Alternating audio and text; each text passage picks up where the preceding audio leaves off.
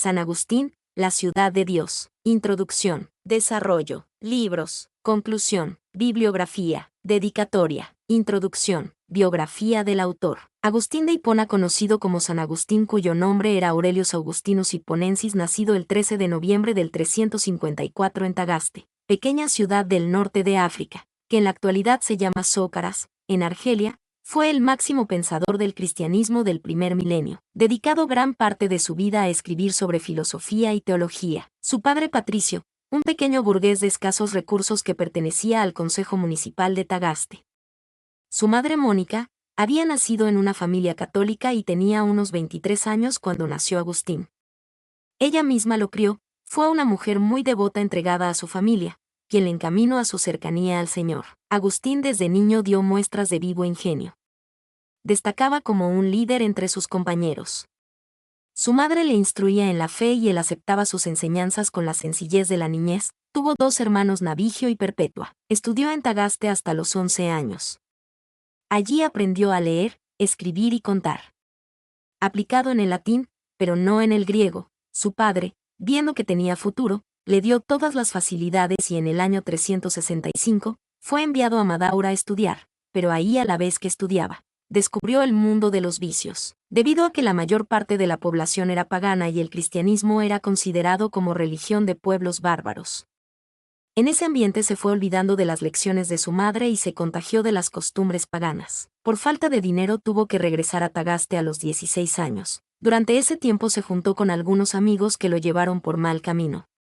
Felizmente, ante la falta de recursos para poder seguir estudiando en Cartago, Romaniano, que era un hombre muy rico, le ofreció ayuda, volviéndose su principal bienhechor y gran amigo. Aquí en Cartago conoce una joven concubina de baja condición social, con la que convivió durante 15 años, y tomó sus estudios con seriedad. Al año siguiente de su llegada a Cartago, 372, nació su hijo Adeodato, que significa dado por Dios o regalo de Dios, a quien llegó a querer mucho, aunque no lo había deseado. A sus 18 años su padre murió y para el año 373, al leer el libro de Hortensio de Cicerón, descubrió un camino para encontrar la verdad y la felicidad que tanto anhelaba, proponiéndose así su primera conversión. En este año se dedicó a la lectura y encontró a los maniqueos, una secta fundada por Manes, que, en aquel tiempo, estaba muy extendida en el norte de África, de los que después se diera cuenta que eran hombres sumamente orgullosos, superficiales y charlatanes. El año 374, terminados sus estudios en Cartago, regresó a su pueblo natal para enseñar.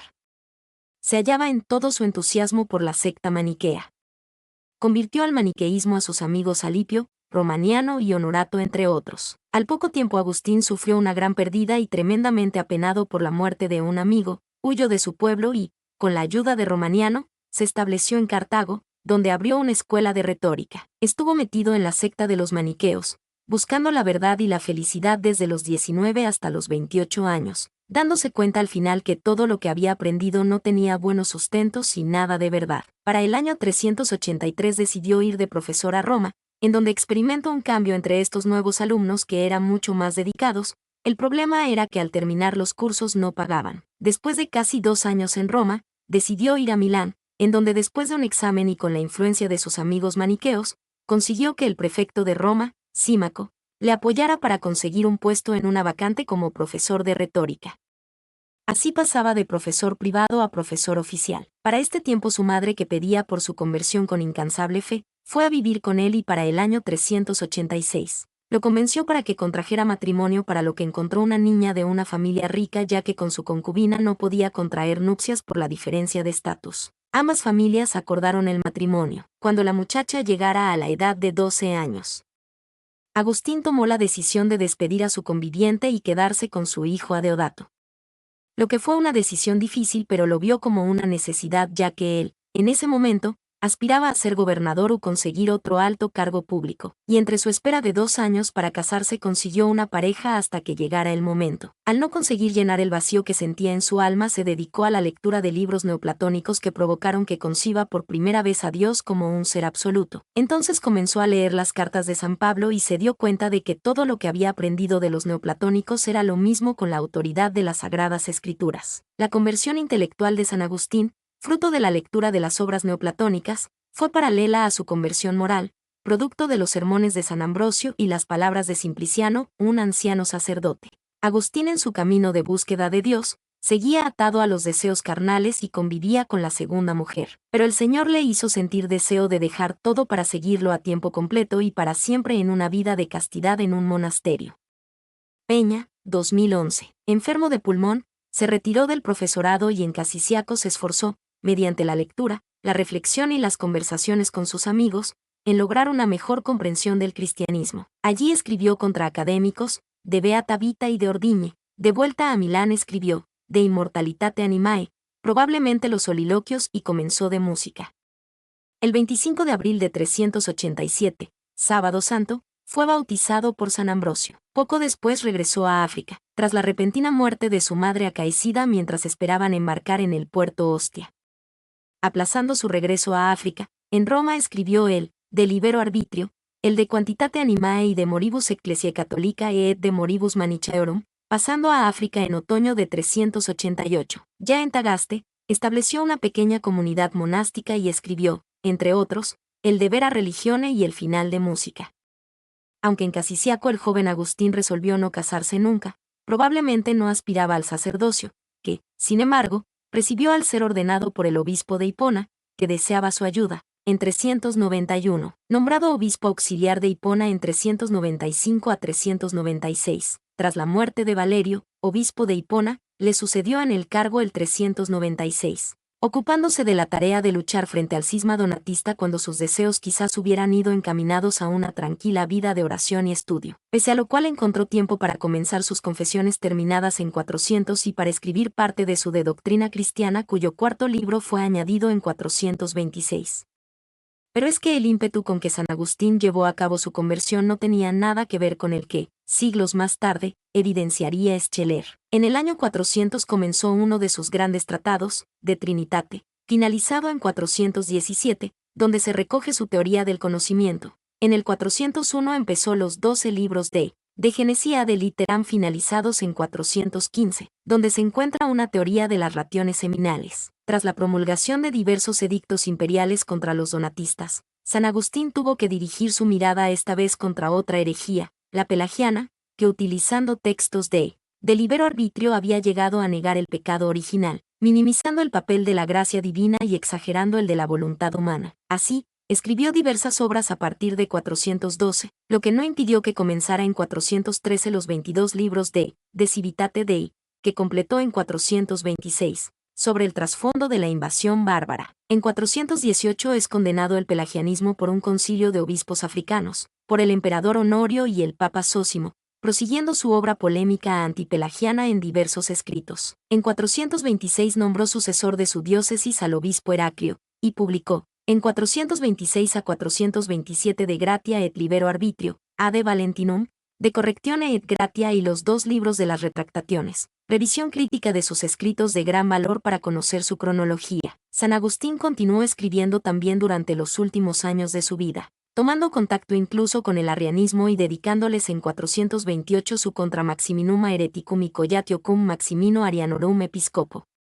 Román. Sus obras más destacadas son Confesiones y La ciudad de Dios. Falleció en la primavera-verano de 430 cuando los vándalos sitiaron Hipona. Murió el 28 de agosto de 430. Mientras recitaba los salmos penitenciales el 28 de agosto de 430 en Hippo-Regius, Imperio Romano de Occidente, a sus 76 años. Después de su muerte, San Agustín quedó como la única autoridad teológica de referencia indiscutible. Desarrollo. En una serie de libros, en total 22 bajo el título original en latín es De Civitate Dei contra Paganos, San Agustín se dedica a dar enseñanza sobre las tribulaciones que sufre el pueblo y el accionar de cristianos e impíos de manera detallada respecto al cristianismo naciente, cada uno titulado de manera concreta al tema y refiriéndose siempre los unos libros con los otros. Libros. Libro 1.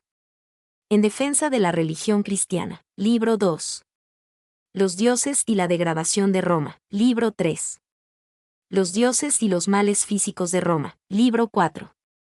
La grandeza de Roma como don divino. Libro 5. El destino y la providencia. Libro 6. La teología mítica según Varrón. Libro 7. La teología civil y sus dioses. Libro 8. Teología natural y filosofía. Libro 9. Cristo, mediador. Libro 10. El culto del verdadero Dios. Libro 11. Origen de las dos ciudades. Libro 12. Los ángeles y la creación del hombre. Libro 13. La muerte como pena del pecado. Libro 14. El pecado y las pasiones. Libro 15.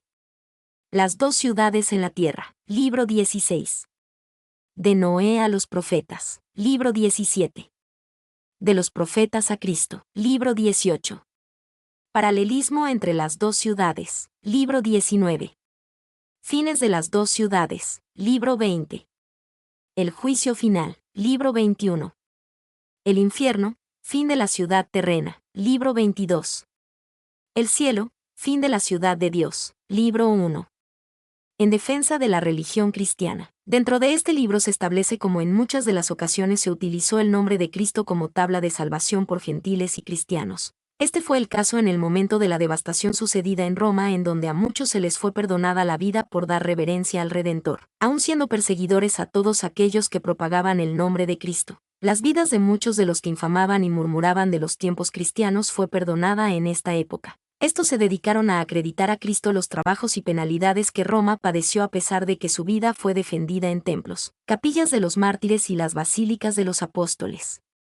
Si se reflexiona con madurez, indica el autor que se deberían atribuir las molestias y penalidades que sufrieron por disposiciones de la providencia divina, que acostumbra a corregir y aniquilar con los funestos efectos que presagia una guerra cruel los vicios y las corrompidas costumbres de los hombres. Gracias a Dios y a su santo nombre, se libraron de las perpetuas penas y tormentos, porque muchos de los que hacían escarnio de los siervos de Jesucristo no hubieran huido de su ruina y muerte si no hubiesen fingido que eran católicos, para después mostrar desagradecimiento, soberbia y sacrílega demencia, oponiéndose a aquel santo nombre. El autor pide que alguien indique una sola batalla en donde los vencedores perdonasen a los vencidos por respeto y amor a los dioses de estos, estableciendo varios ejemplos en donde en lugares de adoración a falsos dioses se habían guarnecido y habían hallado la muerte, preguntando cómo adoraban y daban culto a aquella deidad que no pudo guardar a sus mismos centinelas ni a su patria. Presenta una objeción a todos aquellos que encomendaron a falsos dioses la protección de la patria y su propia vida, porque todos aquellos dioses ya habían sido vencidos antes, así iba a ser una vez más, aclarando que reverenciar y dar culto a dioses humillados, abatidos y vencidos, no es solo tener falsos dioses, sino malos demonios. Un texto en el que habla sobre los ingratos moradores de la saqueada Roma. También hace una comparación del proceder de las naciones de Troya y Roma frente a los problemas, indicando cómo con la obediencia de falsos dioses se dedicaban a la maldad, mientras que al servir a un Dios verdadero su forma de actuar era diferente y misericordiosa. Según lo refiere Salustio, historiador tan verídico como sabio, se cita un dictamen dado por Julio César Ordinario. Dice, en la guerra, el forzar las doncellas, robar los muchachos, arrancar los tiernos hijos de los pechos de sus madres, ser violentadas las casadas y madres de familia, y practicar todo cuanto se le antoja a la insolencia de los vencedores, saquear los templos y casas, llevándolo todo a sangre y fuego, y, finalmente, ver las calles, las plazas. Todo lleno de armas, cuerpos muertos, sangre vertida, confusión y lamentos. Si César no mencionara en este lugar los templos, ¿acaso pensaríamos que los enemigos solían respetar los lugares sagrados? Indicando así que ni los lugares sagrados eran respetados. Indica la manera de actuar de Roma frente a los saqueos, donde el proceder principal era que tenían que perdonar a los rendidos y abatir a los soberbios, y que siendo ofendidos quisieron más perdonar a sus enemigos que ejecutar en sus cervices la venganza. En sí se pone como ejemplo a Marcelo, un general tan casto y clemente que al ser vencedor mandase, en lugar de mandar acometer y dar el asalto a la ciudad, hizo publicar que nadie hiciese fuerza a todo el que fuese libre. Igualmente el proceder de Quinto Fabio Máximo, que pidió respeto a los dioses de las ciudades saqueadas, establece respecto a esos tiempos que la destrucción de Roma sucedió según el estilo de la guerra, y la clemencia provino del poder del nombre de Cristo por un caso extraordinario, donde la crueldad bárbara del vencedor se tornara mansa y benigna, que eligiese y señalase templos para que se acoja y salven en ellas el pueblo, donde no se quitase la vida. Estos son, ciertamente, efectos de la misericordia divina, que muchos no toman en cuenta y son ingratos a estos beneficios. Explica la razón de que aunque los buenos y malos juntamente hayan sido afligidos con tribulaciones, el mismo que hace que cada día salga el sol para los buenos y para los malos, y que llueva sobre los justos y los pecadores una misma adversidad prueba, purifica y afina a los buenos, y a los malos los reprueba, destruye y aniquila, pero también se muestra a los impíos en busca de su conversión. explica por qué juntamente los buenos y los malos pasan calamidades, ya que con imparcialidad les ha valido para aprovechamiento de cada uno, reflexionando que indignado Dios ha enviado al mundo para buenos aunque ellos estén distantes de ser pecaminosos, viciosos e impíos, no se tienen por exentos de toda culpa, ya que a veces la humanidad se deja arrastrar por la carnal concupiscencia, y aunque no se dilate hasta llegar a lo sumo, sin embargo, degeneran en pecados tanto más ordinarios. Hay cierta culpa en los que viven bien y disimulan los pecados de aquellos a quienes debieran reprender, procurando no ofenderlos porque no les acusen. Al mismo tiempo consuela y reprende a todos aquellos que recriminaron por las pérdidas temporales, dando a conocer lo importante de la riqueza interior y de agradecer al ser que ha sido el que brinda la vida y la posibilidad de obtener las cosas materiales, porque sin nada venimos y sin nada nos vamos. Así también continúa hablando de la muerte, de la cual indica que no hay que temer. La muerte del cuerpo no tiene que preocupar más que la muerte del alma, hablando de la reencarnación para la vida eterna y que para sus familias es Dios mismo el que da el consuelo ante las pérdidas con la promesa para quienes cumplieron fieles en la fe, el compartir la presencia del Señor. En cuanto habla sobre la muerte, habla de quienes la causan no siendo lícito matar a otro, porque ni la ley divina ni la humana da facultad para quitar la vida. Sin duda que el que se mata a sí mismo también es homicida, siendo así también un pecado, ya que no hay autoridad que permita en ningún caso a los cristianos el quitarse a sí propios la vida. Habla de la santidad del cuerpo que no deja de serlo por más daños que hayan sufrido, indicando casos de violencia más en el caso de las doncellas, ya que un cuerpo incluso con heridas sigue siendo digno para Dios. Libro 2. Los dioses y la degradación de Roma. Libro 3. Los dioses y los males físicos de Roma. Libro 4. La grandeza de Roma como don divino. Libro 5. El destino y la providencia. Libro 6. La teología mítica según Varrón. Libro 7. La teología civil y sus dioses. Libro 8. Teología natural y filosofía. Libro 9. Cristo, mediador. Libro 10. El culto del verdadero Dios. Libro 11. Origen de las dos ciudades. Libro 12. Los ángeles y la creación del hombre. Libro 13. La muerte como pena del pecado. Libro 14. El pecado y las pasiones. Libro 15. Las dos ciudades en la tierra. Libro 16. De Noé a los profetas. Libro 17. De los profetas a Cristo. Libro 18. Paralelismo entre las dos ciudades. Libro 19. Fines de las dos ciudades. Libro 20. El juicio final. Libro 21. El infierno, fin de la ciudad terrena. Libro 22. El cielo, fin de la ciudad de Dios. Conclusión. Después de saber de la vida de San Agustín y el amplio alcance de su obra, se puede decir que su búsqueda de ser luz para el mundo lo ha convertido en el más importante padre de la Iglesia y, como algunos lo conocen, el más santo de los sabios y el más sabio de los santos. Su filosofía, como un proceso de aprendizaje, era la continua búsqueda de la verdad que nos guía en la práctica del bien para conseguir la felicidad. San Agustín entendió que las verdades que descubrimos en nuestro interior no pueden ser producidas por el alma humana, sino que es preciso la intervención especial de Dios, una iluminación divina que proporcione estas ideas. San Agustín fue un hombre que buscó incansablemente la verdad para poder saciar la sed de su alma, de gran inteligencia. Su principal motor fue descubrir las bondades del Señor y hacer que muchas personas siguieran el camino de la fe. A través de sus obras consiguió mostrarse como ser humano, que a pesar de una vida en la que tuvo varios conflictos supo sobresalir y colocarse como ejemplo para muchos cristianos. Vivió su experiencia y solo en donde encontró a Dios pudo encontrar la verdad. San Agustín escribió De Civitate Dei para hacer conscientes a los hombres de la lucha humana que se estaba llevando a cabo frente al conflicto espiritual proveniente del mismo pecado original que apartó a los hombres de la plena gracia de Dios. Esta obra es el reflejo de varios años de búsqueda de la verdad en donde San Agustín busca dar respuesta tanto a católicos de poca fe, como también a paganos de la época en primer lugar y para de alguna manera dejar enseñanza para el resto de generaciones. Se basa como principal fuente en las Sagradas Escrituras y al mismo tiempo hace varias citaciones en un proyecto largamente pensado. Es un gran estudio donde no solo se busca una enseñanza al presente sino también sentar bases para el futuro. Al existir gran cantidad de católicos que llevaban vida de paganos, tuvo que luchar y sufrir para hacerles caer en cuenta de sus pecados y tratar de llevarlos a una conversión dejando a un lado el materialismo y las cosas vanas de la carne. Su principal preocupación como líder de la fe era inculcar a ser verdaderos católicos, cumplidores de su fe, personas que no se dejen llevar por la obra del mal, sintiéndose orgullosos de sus buenas obras y de llamarse cristianos. Mi nombre es Demim, soy tu asistente personal. Mi sitio en internet es demim.es.tl.